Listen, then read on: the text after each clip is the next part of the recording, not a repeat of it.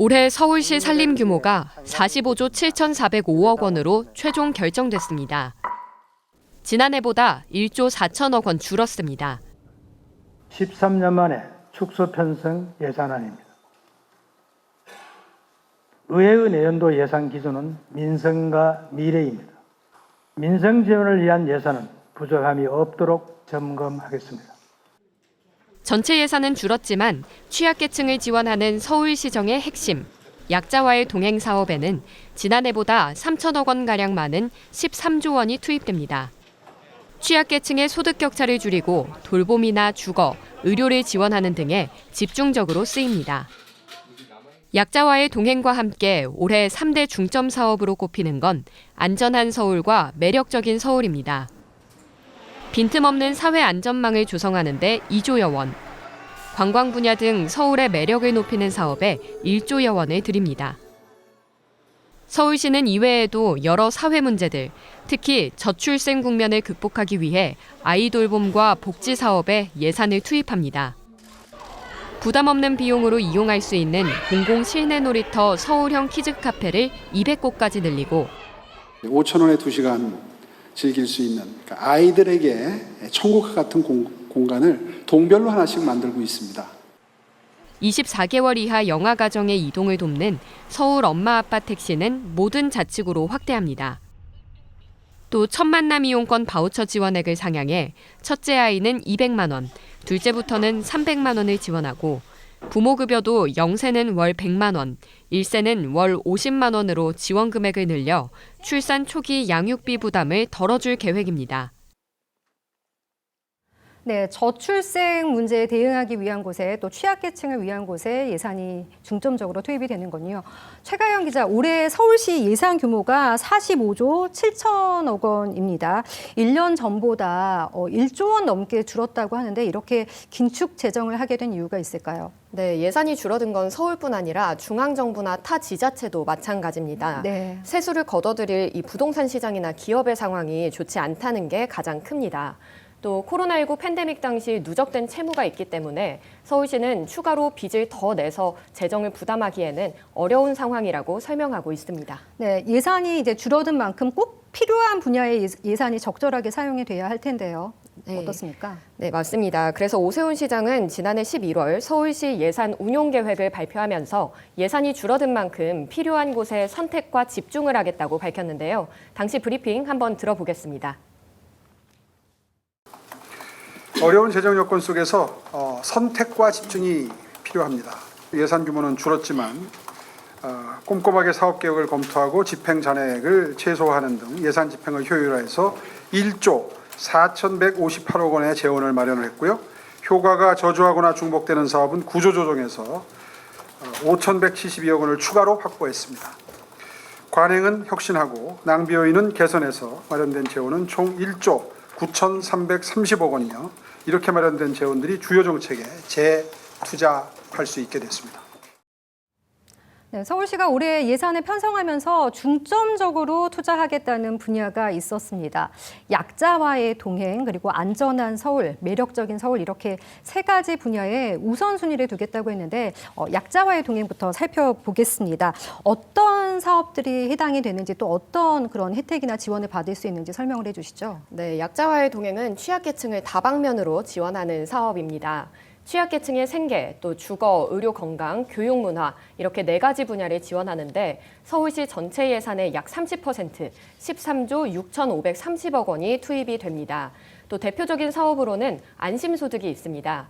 이 안심소득은 최저생계 지원을 넘어서 인간다운 생활을 보장하기 위해 중위소득과 가구소득 간 차액의 절반을 지원하는 제도입니다. 서울시는 중위소득 85%를 기준으로 소득을 지원하는데요. 중위소득에 비해 소득이 적을수록 더 많이 지원받는 구조입니다. 예를 한번 들어보겠습니다. 이 기준 중위소득 85%의 월평균 소득이 190만 원이라면 소득이 없는 1인 가구가 안심소득으로 받을 수 있는 금액은 이의 절반인 95만 원이 됩니다. 반면에 월에 10만 원이라도 벌고 있다면 기준 중위소득의 절반인 95만 원에 10만 원을 뺀 85만 원을 지원하는 겁니다. 네. 지난 2022년 7월부터 안심소득 시범 사업을 실시했는데 올해 이 시범 사업 대상자를 늘리기로 하면서 예산 150억 원을 편성했습니다. 올해 안심소득 사업 지난 2일부터 접수가 시작됐습니다. 네. 이번에는 가족 돌봄 청소년이나 청년, 또 저소득 위기 가구가 지원 대상이고요. 서울 복지포털 홈페이지에서 오는 12일까지 접수를 받습니다. 접수 후에는 자격 요건 심사를 거쳐 4월쯤 최종 500가구가 선정됩니다. 또 안심소득 외에도 취약계층에게 무료로 교육 콘텐츠를 제공하는 서울런 프로그램이나 온오프라인 멘토링을 제공하는데 149억 원이 투입됩니다. 네, 방금 전 말씀해 주신 서울런은 그 서울런 홈페이지에 가면 유명 인터넷 강의를 들을 수 있는데요. 프로그램을 지원받을 수 있는 대상인지 홈페이지에 가시면 자격 여부를 확인하실 수가 있습니다. 그리고 지난해 참 많은 사건, 사고가 있었습니다. 그러다 보니까 이제 서울시도 안전 분야에 좀 더 투자를 해야겠다 이런 생각이 들 수밖에 없었을 것 같은데요. 네, 맞습니다. 지난해에는 무차별 범죄, 이른바 이상동기 범죄도 잇따라 발생했고 네. 또 이상기후 때문에 침수도 많이 발생을 했는데요. 이런 여러 사건, 사고, 또 재난재해에 대한 우려가 커지면서 시민 안전을 지키기 위한 사업에 예산을 편성했습니다. 관련해서 자세한 내용 이주혜 기자가 정리했습니다. 이상기후가 일상이 됐던 지난해 서울자치구 세 곳에선 갑자기 폭우가 쏟아져 처음으로 극한호우 긴급재난 문자가 발송됐습니다. 서울시는 시민을 위협하는 자연재해 재난을 예방하기 위해 모두 2조 원을 편성했습니다. 이 중 4분의 1가량은 집중호우 대책 마련에 투입합니다. 핵심은 대심도 빗물배수 터널로 지하 40에서 50m 깊이의 대규모 터널을 만들어 폭우가 올 때 빗물을 흘려보낼 수 있는 대형 배수관입니다. 서울시는 강남역과 광화문, 도림천 등 침수 중점 관리 지역 3곳에 빗물 터널을 짓고 노후 하수관로 정비 등을 통해 수해를 예방할 계획입니다. 대심도 빗물 배수 터널을 설치하고 지하차도 진입 차단 설치, 침수 감지 장치 등을 통해서 호우 피해에 선제적으로 대응하겠습니다.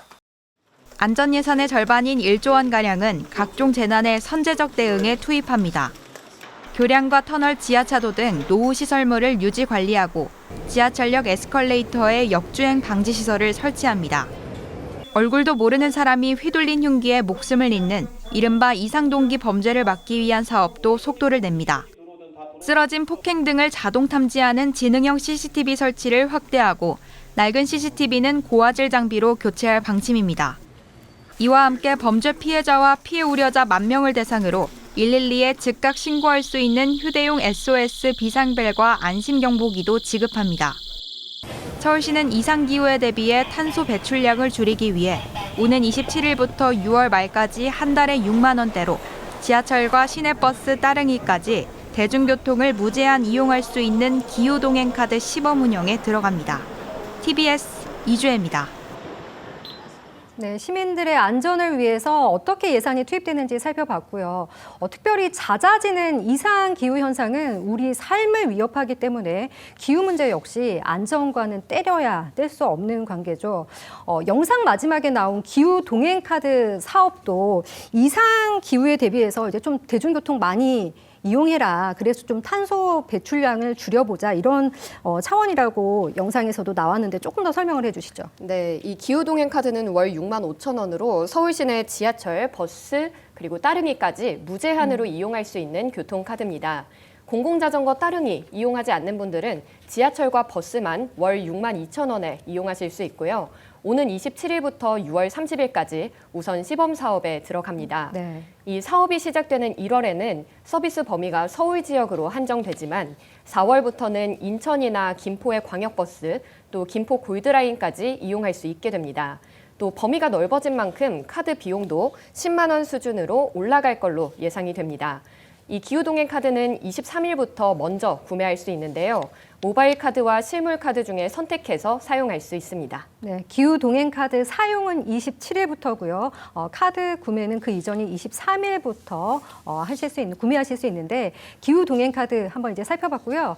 다음으로는 이제 세 번째 중점 투자 항목 들여다보겠습니다. 매력 특별시 서울을 만든다고 하는데 시민들이 특별히 관심 가질 만한 사업들이 어떤 것들이 있을까요? 네, 일단 이 매력 특별시 서울 말 그대로 서울의 매력을 키우기 위한 사업에 투자한다는 겁니다. 이 K-팝 공연장으로 이용할 수 있는 서울 창동 아레나, 복합 문화시설을 건립하는데 253억 원이 투입되고요.